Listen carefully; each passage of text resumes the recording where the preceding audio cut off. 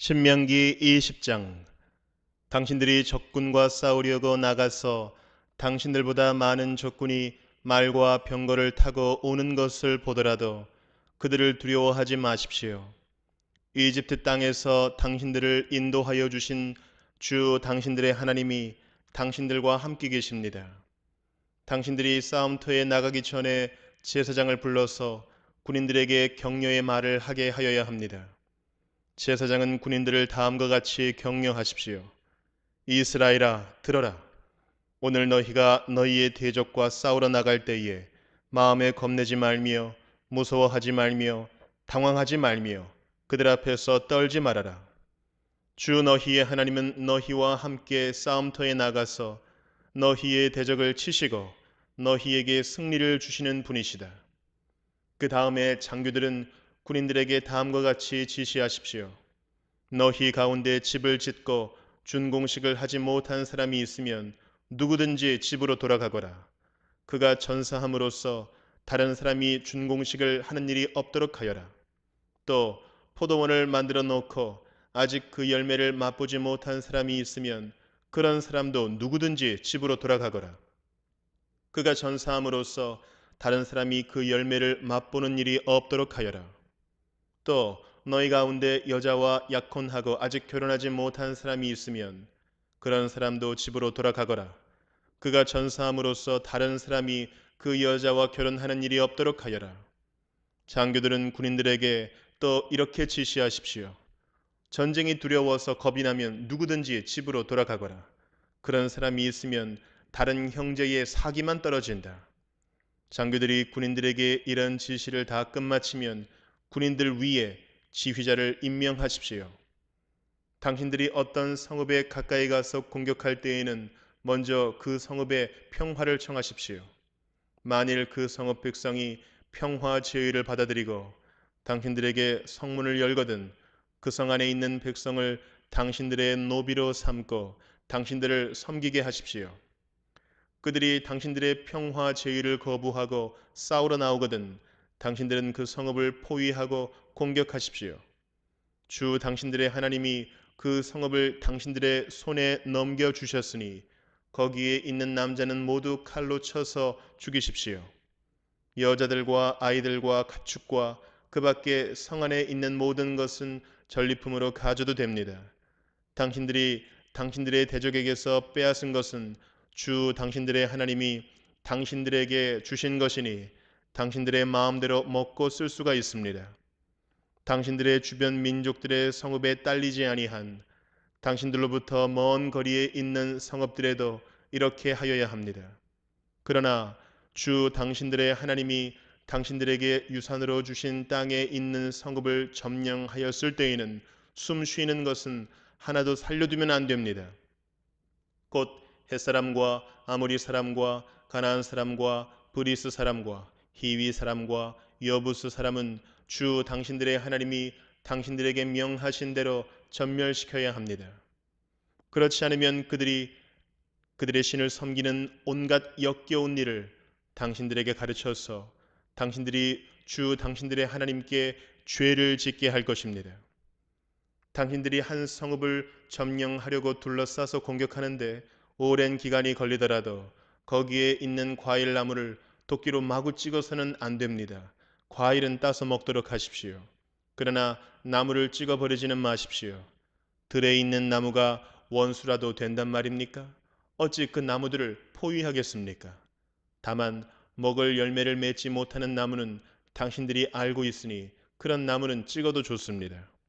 당신들은 그런 나무를 찍어서 당신들과 싸우는 성읍을 점령할 때까지 성읍을 포위하는 데 필요한 장비를 만들어서 쓰도록 하십시오. 시편 107편. 주님께 감사드려라. 그는 선하시며 그의 인자하심이 영원하다. 주님께 구원받은 사람들아, 대적의 손에서 구원받은 사람들아, 모두 주님께 감사드려라. 동서남북 사방에서 주님께서 모아들이신 사람들아, 모두 주님께 감사드리라. 어떤 이들은 광야의 사막에서 길을 잃고 사람이 사는 성읍으로 가는 길을 찾지 못했으며 배고프고 목이 말라 기력이 다 빠지기도 하였다. 그러나 그들이 그 고난 가운데서 주님께 부르짖을 때에 주님께서는 그들을 그 고통에서 건지시고 바른 길로 들어서게 하셔서 사람이 사는 성읍으로 들어가게 하셨다. 주님의 인자하심을 감사하여라. 사람들에게 베푸신 주님의 놀라운 구원을 감사하여라. 주님께서는 목마른 사람에게 물을 실컷 마시게 하시고 배고픈 사람에게 좋은 음식을 마음껏 먹게 해주셨다. 사람이 어둡고 캄캄한 곳에서 살며 고통과 쇠사슬에 묶이는 것은 그들이 하나님의 말씀을 거역하고 가장 높으신 분의 뜻을 저버렸기 때문이다. 그러므로 주님께서는 그들의 마음에 고통을 주셔서 그들을 낮추셨으니 그들이 비틀거려도 돕는 사람이 없었다. 그러나 그들이 고난 가운데서 주님께 부르짖을 때에 그들을 그 곤경에서 구원해 주셨다. 어둡고 캄캄한 데서 건져주시고 그들을 얽어맨 사슬을 끊어주셨다. 주님의 인자하심을 감사하여라. 사람에게 베푸신 주님의 놀라운 구원을 감사하여라. 주님께서 노때문을 부수시고 쇠빗장을 깨뜨리셨기 때문이다. 어리석은 자들은 반역의 길을 걷고 죄악을 저지르다가 고난을 받아 밤낮까지 이뤘으니 이미 죽음의 문턱에까지 이르렀다. 그때 그들이 고난 가운데서 주님께 부르짖으니 주님께서 그들을 곤경에서 구원해 주셨다. 단 한마디 말씀으로 그들을 고쳐주셨고 그들을 멸망의 구렁에서 끌어내어 주셨다. 주님의 인자하심을 감사하여라. 사람에게 베푸신 주님의 놀라운 구원을 감사하여라. 감사의 제물을 드리고 주님이 이루신 일을 즐거운 노래로 널리 퍼뜨려라. 배를 타고 바다로 내려가서 큰 물을 헤쳐가면서 장사하는 사람들은 주님께서 하신 행사를 보고 깊은 바다에서 일으키신 놀라운 기적을 본다. 그는 말씀으로 큰 폭풍을 일으키시고 물결을 산더미처럼 쌓으신다. 배들은 하늘 높이 떠올랐다가 깊은 바다로 떨어진다. 그런 위기에서 그들은 얼이 빠지고 간담이 녹는다. 그들이 모두 술 취한 사람처럼 비틀거리며 흔들리니 그들의 지혜가 모두 쓸모없이 된다. 그러나 그들이 고난 가운데서 주님께 부르짖을 때에 그들을 곤경에서 벗어나게 해주신다. 폭풍이 잠잠해지고 물결도 잔잔해진다. 사방이 조용해지니 모두들 기뻐하고 주님은 그들이 바라는 항구로 그들을 인도하여 주신다. 주님의 인자하심을 감사하여라. 사람에게 베푸신 주님의 놀라운 구원을 감사하여라.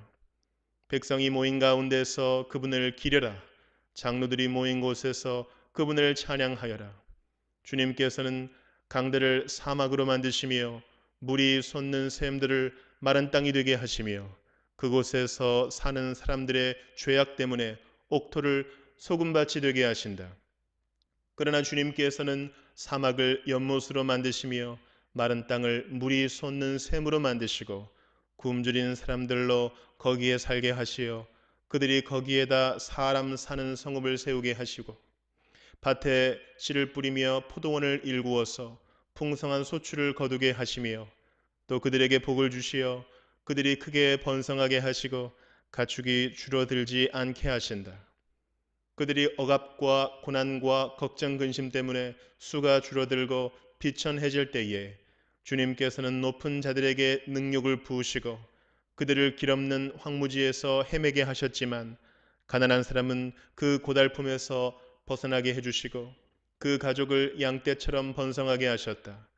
정직한 사람은 이것을 보고 즐거워하고 사악한 사람은 말문이 막힐 것이다. 지혜 있는 사람이 누구냐? 이 일들을 명심하고 주님의 인자하심을 깨달아라. 이사야 47장. 처녀딸 바빌로나 내려와서 티끌에 앉아라. 딸 바빌로니아야 보좌를 잃었으니 땅에 주저앉아라.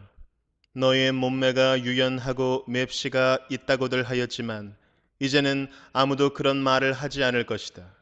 맷돌을 잡고 가루를 빻아라. 얼굴을 가린 너울을 벗고 치마를 걷어올려 다리를 드러내고 강을 건너라. 알몸을 드러내고 내 부끄러운 곳까지도 드러내 보여라. 내가 복수할 터이니 어느 누구도 나를 막지 못할 것이다. 우리의 속량자는 그 이름이 만군의 주님, 이스라엘의 거룩하신 하나님이시다. 딸 바빌로니아야, 잠잠히 앉아 있다가 어둠 속으로 사라져라. 사람들이 이제부터는 너를 민족들의 여왕이라고 부르지 않을 것이다. 전에 내가 나의 백성에게 진노하여 나의 소유, 나의 백성이 곤욕을 치르게 하고 그들을 내 손에 넘겼다. 그런데 내가 나의 백성을 가엾게 여기지 아니하고 노인에게도 무거운 멍에를 메웠다.